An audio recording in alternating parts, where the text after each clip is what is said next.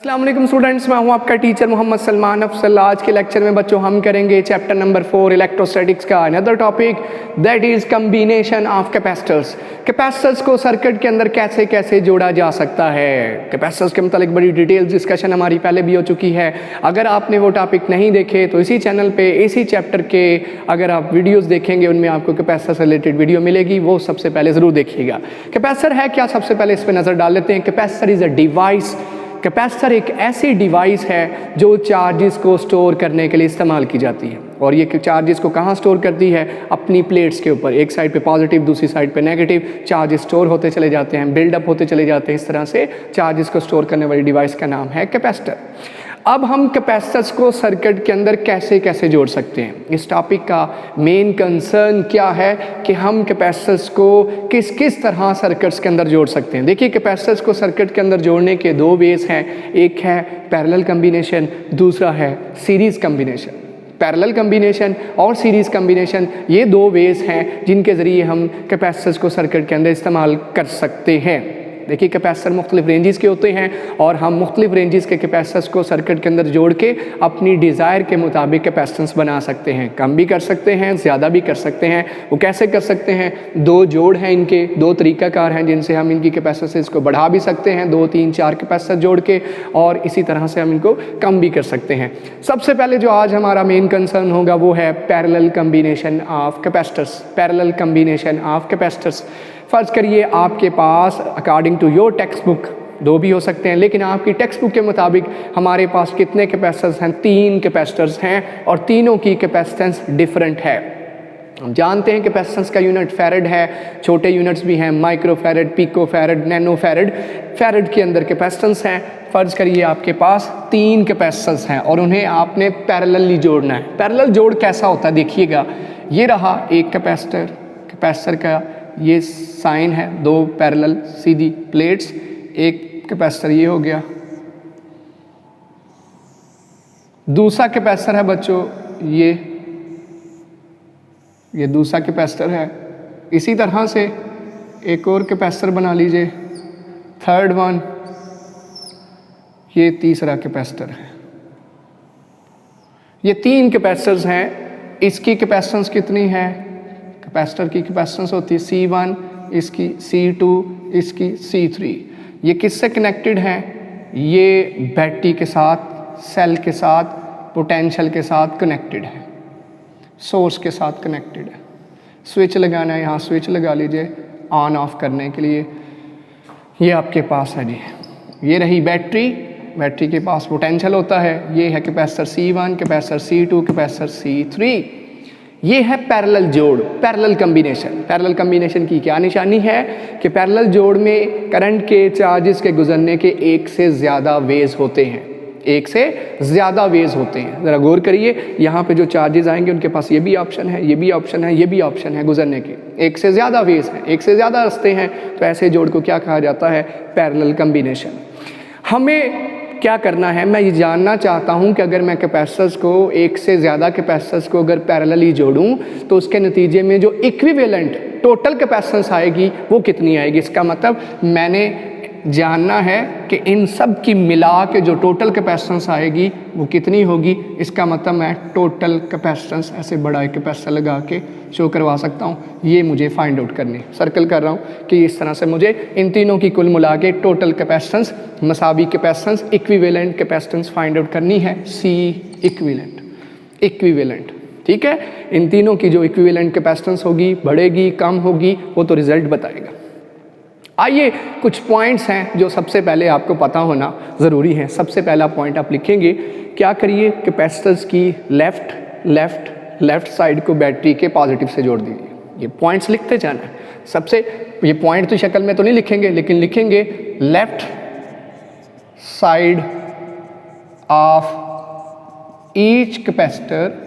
हर capacitor की left side किससे connected है? Left side of each capacitor is connected with positive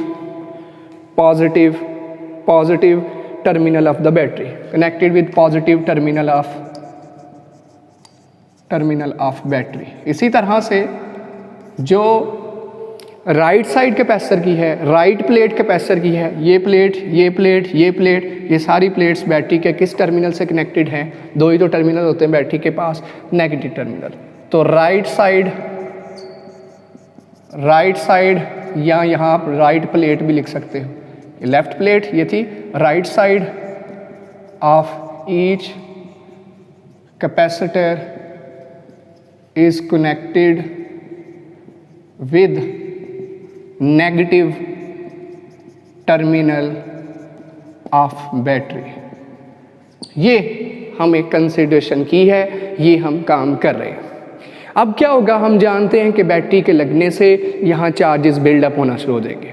वो charges कैसे बिल्डअप होंगे, आइए वो देखते हैं। यहाँ पोटेंशियल की क्या सेंस होगी, चार्जेस की क्या सेंस होगी, इक्विवेलेंट कैपेसिटेंस क्या होगी, एक एक पॉइंट आपने गौर से समझना है। यहीं आपको वीडियो लेक्चर सुनते हुए इंशाल्लाह से ये कॉन्सेप्ट आपके ज़हनों में बैठ जाएगा। और कुछ एग्जाम्पल भी आपको रियल लाइफ की दूंगा, वो फिज़िक्स से हट के है, लेकिन उससे आपको आसानी रहेगी इस कॉन्सेप्ट को जहन में बैठाने में। ठीक हो गया? देखिए ज़रा हो क्या रहा है। देखिए, जब ये पॉजिटिव चार्ज यहाँ से होता हुआ यहाँ पहुँचेगा इस प्लेट के ऊपर, इसी तरह इस प्लेट के ऊपर, इसी तरह इस प्लेट के ऊपर, तो क्या होगा? आप जानते हैं इलेक्ट्रोस्टैटिक इंडक्शन के नतीजे में प्लेट ऑफ कोर्स अंदर वाली साइड पे होता है, मैं बाहर शो करवा रहा हूँ क्योंकि कैपेसिटर मैंने छोटे साइज़ के बनाए हैं। ये इस प्लेट के ऊपर इस पॉजिटिव साइड से कनेक्टेड, क्योंकि जानते हैं हम करंट यहाँ इस तरफ से लेते हैं, पॉजिटिव चार्जेस यहाँ से गए लेफ्ट साइड पे पॉजिटिव। और भाई नेगेटिव चार्जेस कैसे आए? देखिए, इलेक्ट्रोस्टैटिक इंडक्शन के नतीजे में इस पॉजिटिव चार्ज आने ने, इस पॉजिटिव चार्ज का आना क्या करेगा? राइट साइड वाली प्लेट के ऊपर क्या डेवलप कर देगा? Negative charge. हमने पढ़ रखा है कि जब पॉजिटिव चार्ज को करीब लेके आएंगे तो करीब पड़े कंडक्टर के ऊपर कौन सा चार्ज आ जाएगा? उसके अपोजिट चार्ज आ जाएगा। और वैसे भी ये किससे कनेक्टेड है? बैटरी के नेगेटिव टर्मिनल से, तो यहाँ नेगेटिव चार्ज डेवलप होना शुरू हो जाएगा। कंटिन्यूसली बिल्डअप होता जा रहा है, ये चार्ज बिल्डअप होता जा रहा है। जब तक ये सोर्स लगा है, ये चार्ज इस पर बिल्डअप होते जा रहे हैं, कैपेसिटर चार्ज होते चले जा रहे हैं। इज इट क्लियर बच्चों? इस बैटरी के स्विच मैंने क्लोज किया, जोड़ा, चार्जेस यहाँ से लेफ्ट प्लेट पे पॉजिटिव सारे आ गए, इलेक्ट्रोस्टैटिक इंडक्शन की वजह से यहाँ सारे कौन से डेवलप हो जाएंगे? इसके अपोजिट, मतलब पॉजिटिव के अपोजिट कौन से चार्ज हैं? Negative charge. अब गौर करिएगा बच्चों, बैटरी के पास होता है पोटेंशियल, जो हमने कैपेसिटर्स के लिए पढ़ा, Q is directly proportional to V, यही पढ़ा था। और फिर यहाँ से हमने पढ़ा Q is equal to CV, यही कैपेसिटर्स के लिए पढ़ा था ना।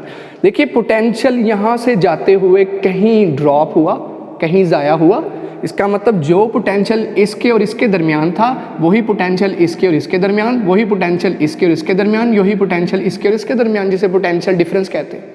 इस चैप्टर में मैंने इलेक्ट्रोस्टैटिक पोटेंशियल का जब टॉपिक पढ़ाया था, पोटेंशियल डिफरेंस बताया था, पॉजिटिव और नेगेटिव प्लेट के दरमियान, पॉजिटिव और नेगेटिव प्लेट, पॉजिटिव और नेगेटिव प्लेट, पॉजिटिव और। बताइए, जो पोटेंशियल डिफरेंस इस बैटरी का है, क्या वही तीनों कैपेसिटर्स की दोनों साइडों के दरमियान नहीं है? जो पोटेंशियल यहाँ से चार्जेस लेके गए, यहाँ पे पहुँचे, यहाँ आपको कहीं रास्ते में कोई रुकावट नज़र आ रही है, वही पोटेंशियल यहाँ पहुँचेगा, वही पोटेंशियल यहाँ पहुँचेगा, वही पोटेंशियल। फर्ज कर लीजिए ये 3 वोल्ट है, तो 3 वोल्ट ही यहाँ पहुँचा, 3 वोल्ट ही यहाँ पहुँचा, 3 वोल्ट ही यहाँ पहुँचा।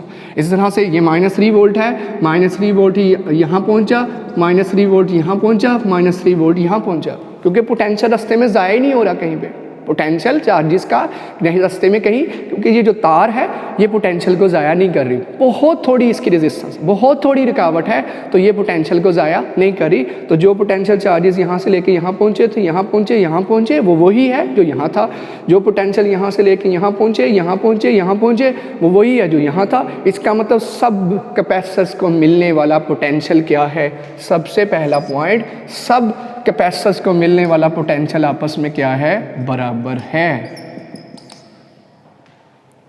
C1 को मिलने वाला पोटेंशियल, C2 को मिलने वाला पोटेंशियल, C3 को मिलने वाला पोटेंशियल और देने वाला पोटेंशियल, वही सेल, वही बैटरी है जो पोटेंशियल यहाँ भी, वहाँ भी, यहाँ भी, यहाँ भी, यहाँ भी, यहाँ भी इक्वल पहुँच रहा है, क्योंकि रुकावट तो है नहीं, रेजिस्टेंस तो है नहीं, बस पोटेंशियल यहाँ, पोटेंशियल यहाँ, पोटेंशियल यहाँ। चार्जेस की बात नहीं कर रहा, पोटेंशियल की बात कर रहा हूँ। पोटेंशियल देने वाली ये बैटरी यही पहुंचेगा, वही यहाँ पहुंचेगा, वही यहाँ पोटेंशियल चार्जेस की सलाहियत, यहाँ पे और यहाँ के दरमियान डिफरेंस, यहाँ और यहाँ के दरमियान डिफरेंस, यहाँ के और यहाँ के दरमियान डिफरेंस वही होगा जो यहाँ है।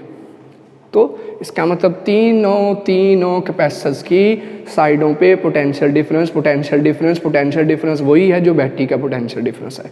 ये पहला पॉइंट है। दूसरा पॉइंट, बताइए क्या बैटरी से जाने वाले, सोर्स से जाने वाले, सेल से जाने वाले चार्जेस क्या सबके पास एक जैसे पहुँचे? क्या सबको चार्जेस एक जैसे पहुँचे?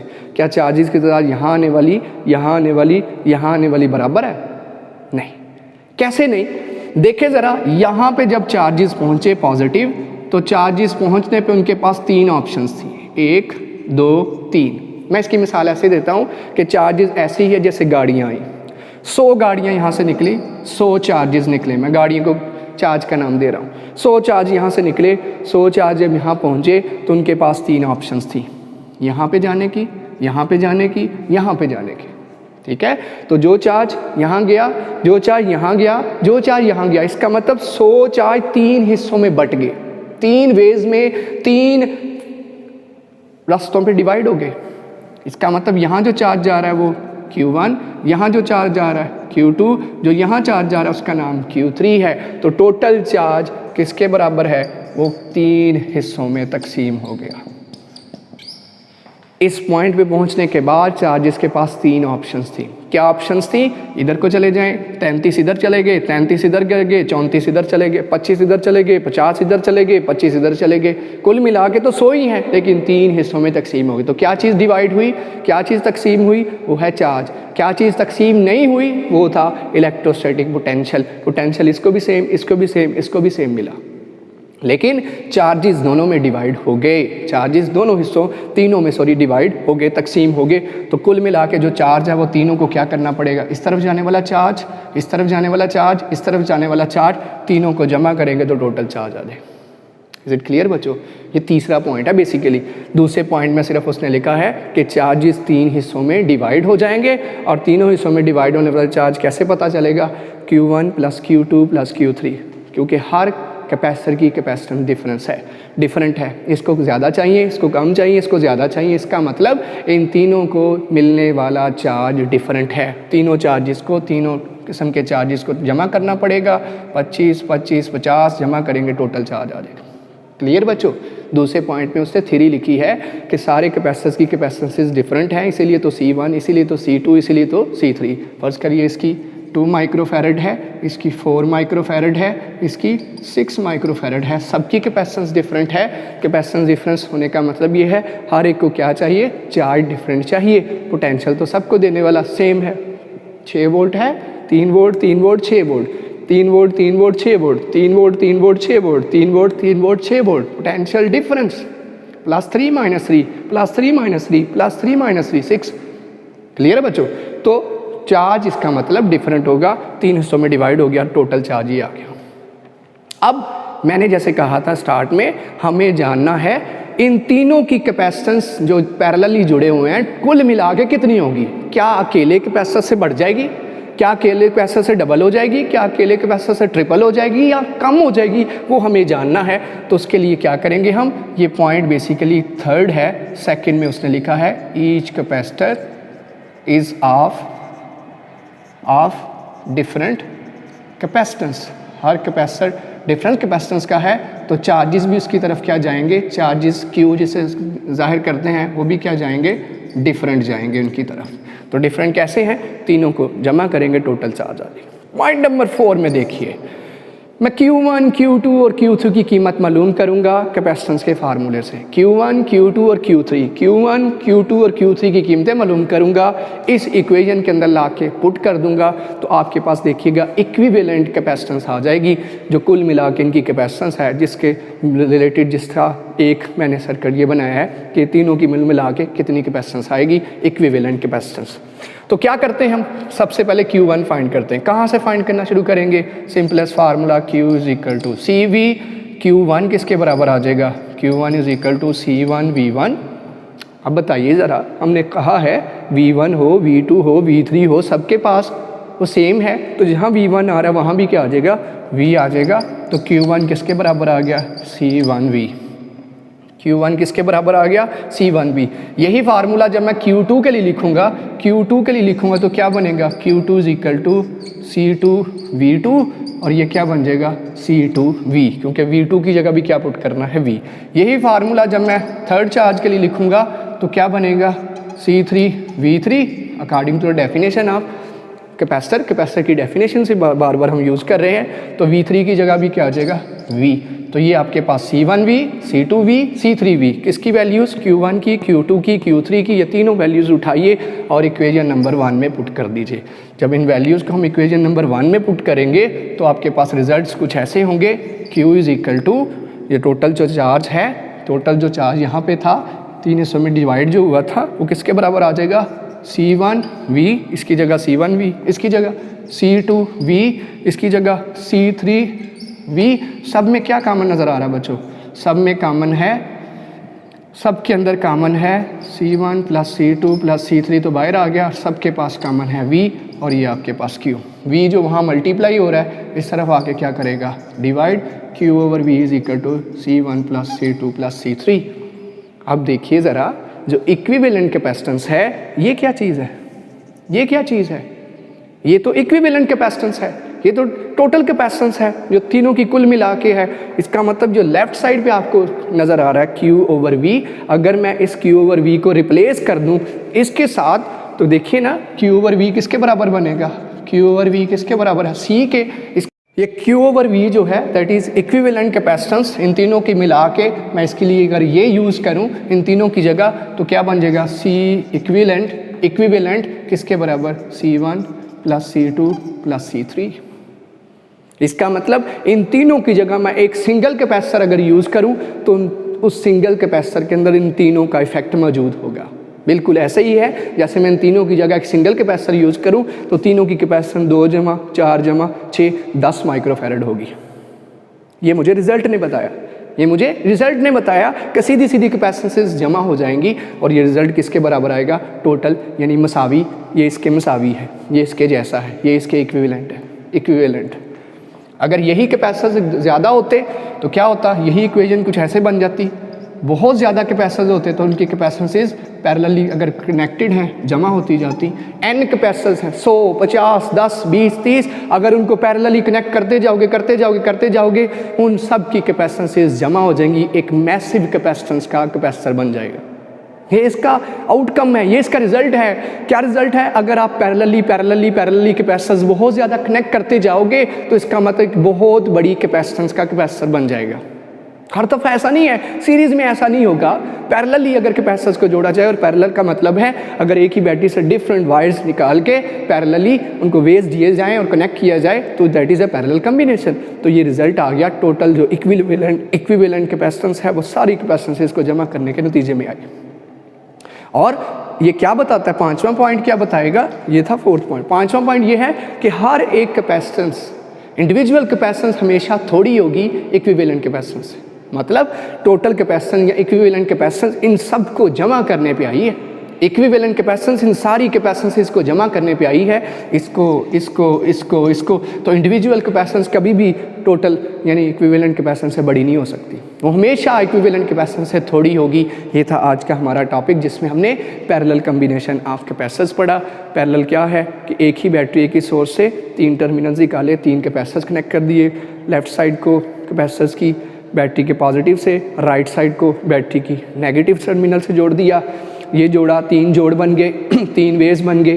फिर हमने कहा ये सारा कुछ लिखा, सबको पोटेंशियल क्या जा रहा है, जो पोटेंशियल डिफरेंस यहाँ था वही यहाँ, वही यहाँ, वही यहाँ, क्योंकि रास्ते में कोई रुकावट नहीं है तो पोटेंशियल कम कहाँ हो, पोटेंशियल तो वही रहेगा, डिफरेंस तो वही रहेगा। जो यहाँ था 3 वोल्ट -3 वोल्ट था, प्लस और माइनस के दौरान डिफरेंस, तो 3 वोल्ट -3 वोल्ट यहाँ पहुँचेगा, यहाँ पहुँचेगा, यहाँ पहुँचेगा। डिफरेंट क्या पहुँचेगा सबको, चार्ज डिफरेंट पहुँचेगा, क्योंकि रेज डिफरेंट है, चार्ज डिवाइड हो जाएगा।